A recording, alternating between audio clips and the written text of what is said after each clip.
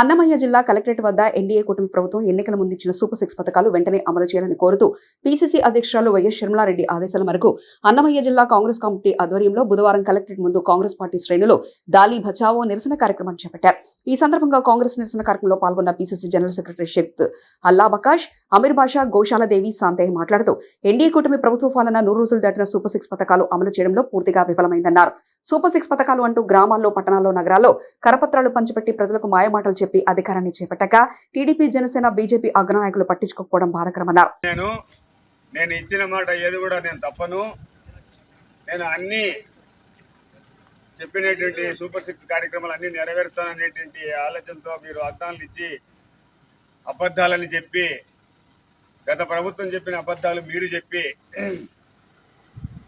Super 6 అనేటువంటి పథకాలు ప్రవేశపెడతామని చెప్పి ఇంతవరకు ఒక్క ప్రయోజనం ఒక పింఛన్, ఓల్డ్ ఏజ్ పింఛన్ తప్పితే ఏ పథకం కూడా ప్రారంభించలేదు. ఉచిత బస్సు కానీ 1500 ప్రతి మహిళకు 19 నుండి 50 ఏళ్ల వరకు ప్రతి మహిళకు 1500 కానీ, నిరుద్యోగ భృతి 3000 కానీ,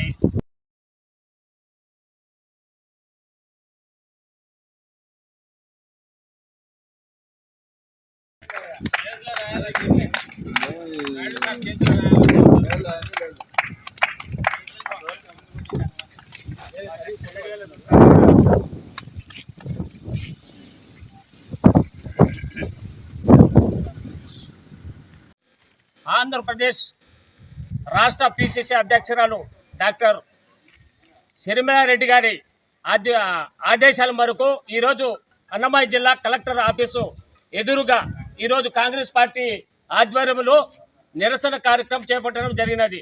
ఎందుకంటే గత ప్రభుత్వం చేసిన తప్పులు మళ్ళీ.